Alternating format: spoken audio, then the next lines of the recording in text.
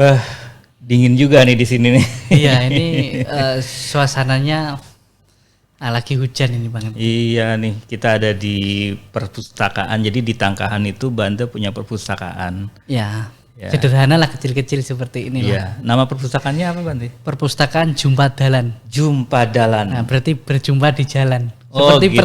Pertemuan kita kan juga di jalan ya. Iya, di Nggak jalan. niat tiba-tiba kita kenal gitu ya. Iya, seperti itu.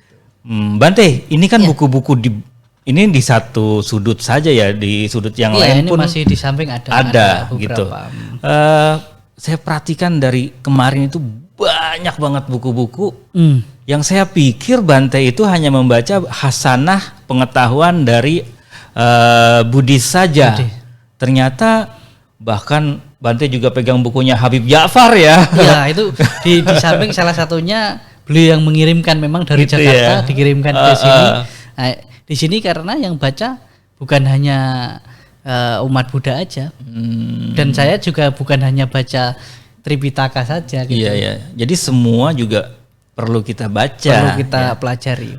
Ya, kenapa begitu? Ya, karena kalau dalam yang saya pelajari juga segala ilmu perlu kita pelajari. Walaupun mungkin saat ini kita belum perlu, merasa belum penting, tetapi suatu saat akan sangat bermanfaat bagi kita. Oh iya ya, kadang-kadang kan kita ketika membaca sebuah buku beberapa tahun kemudian kita ada persoalan dan tiba-tiba misalkan mau masak nih, oh kayak pernah dulu baca buku masakan Nah, gitu kan. ini saya sedang membaca buku Mustika Rasa Resep Masakan Indonesia Warisan Soekarno. Iya, ini buku tebal banget Iya. ini. Nah, di siapa tahu perpustakaan tempat saya juga ada. Iya, ini Gitu. ini kayaknya dari sana hari itu ya. Iya. Ya, itu. Dioper. Jadi itu Bang Epi. Jadi dalam proses pembelajaran kita itu apapun hal bisa kita pelajari, maka kita tahu mana yang benar, mana yang tidak benar. Kadang-kala kita harus tahu yang nggak benar dulu. Iya. Tapi bukan berarti kita melakukan yang tidak benar. Gitu ya.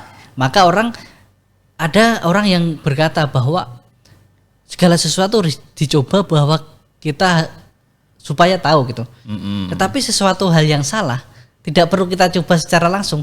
Dengan membaca buku kita sudah tahu juga. Cukup Gitu. ya. Jadi apabila kita ingin tahu kejahatan tertentu, nggak perlu melakukan kejahatan Nggak perlu. tersebut karena banyak literatur yang menjelaskan tentang hal itu ya. Sama seperti kisah-kisah nyata lain sebagainya. Maka bahkan dalam kita belajar pun ada tingkatannya itu Bang.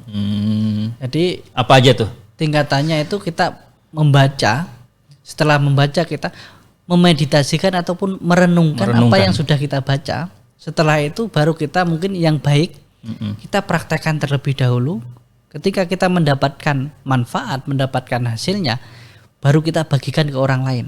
Nah, ada juga kan Bante, orang yang mungkin titelnya sudah bertitel-titel, ya penampilannya kayaknya berpendidikan tinggi, tetapi melakukan satu perilaku yang kok gitu loh, Yang orang sering nggak itu pantas gitu loh. sering bilang pinter tapi keblinger. Gitu. Nah itu pinter tapi keblinger. Ya, kadangkala karena hanya mengkonsumsi bacaan ataupun melihat, tidak didasari dengan perenungan. Tidak didasari dengan hati dan hati-hati. Tidak dengan rasa. Gitu. Tidak dengan rasa, hanya masuk ke pikiran saja. Pikiran ya. saja, tidak dipilih dan dipilah. Itu tadi yang Bante bilang dimeditasikan ya. Nah, jadi ada namanya meditasi perenungan. Jadi kita merenungkan apa yang sudah kita baca, kita dengar, kita lihat, itu renungkan itu baik atau tidak. Pantas atau tidak untuk kita jalankan. Kalau memang itu sesuai, tepat, tidak ragu lagi, baru jalankan. Kalau masih ragu, tolong selidiki terlebih dahulu. Dan kalau pengalaman saya gitu, apabila saya diminta untuk menjelaskan sesuatu, meskipun saya baca, tetapi saya belum melakukan atau mengalaminya, Hal itu ya. saya nggak berani itu untuk ngomongin itu. Iya, Bang MT. Karena rasanya nggak ada yang disampaikan, emosinya nggak dapat ke audiens. Apalagi gitu. nanti ditanya, Bang MT udah pernah belum? Gitu. Nah itu kan. Sama Bang, kenapa saya walaupun saya seorang biku ya, tetapi kenapa saya nggak berdalih itu menggunakan bahasa-bahasa Tipitaka lain sebagainya? Karena saya ingin mengubah satu bahasa yang mungkin rumit menjadi sederhana yang bisa saya praktekkan, saya pernah mendapatkan manfaatnya, itulah yang saya berikan kepada orang. Bukan sesuatu yang bertumbuk saya pelajari, iya, tapi saya nggak paham, tapi yang penting ini belum materi selesai banyak. baca tapi sudah transfer ke orang gitu kan. Nanti nggak bertanggung jawab, nanti hilang. Betul. Jangan kita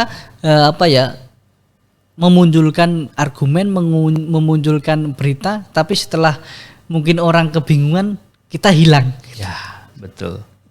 Seperti orang yang menyampaikan sebuah isu ketika mahasiswa demo dia kabur. Itu saya nggak tahu ya, saya nggak tahu itu ya. Tapi hati-hati jangan ngomong yang kesana-sana. Nanti semua bisa kena undang-undang ITE. Ya, kita harus banyak literasi, banyak belajar, jangan mudah tergesek dan tergosok. Itu dia. Itu. Kalau digeseknya kartunya nggak apa-apa ya. Bapak itu pun jangan kartu orang lain jangan juga. Kartu orang lain, Itu, kartu kita sendiri. Oke teman-teman, ini kita udah malam banget kayaknya kita. Saya udah megang bantal dari tadi nih karena kedinginan. Saya juga udah hampir berapa halaman, udah capek juga. Bisa istirahat. Istirahat juga bukan hanya sekedar jasmani, tetapi istirahatkan pikiran, istirahatkan jasmani kita agar hidup ini lebih damai, lebih tentram, lebih harmonis, tidak terlalu capek. Kadangkala kita sakit lain sebagainya bukan karena jasmani kita yang lelah, tapi pikiran kita yang lelah. Memikirkan sampah-sampah yang tak terbuang. Karena gitu. kita bingung mau membuangnya di mana. Iya, mari kita tidur istirahat. Oke, selamat istirahat. Oke. Yuk kita kamar saya yang di depan rak yang sebelah situ aja. Oke, saya sambil Oke.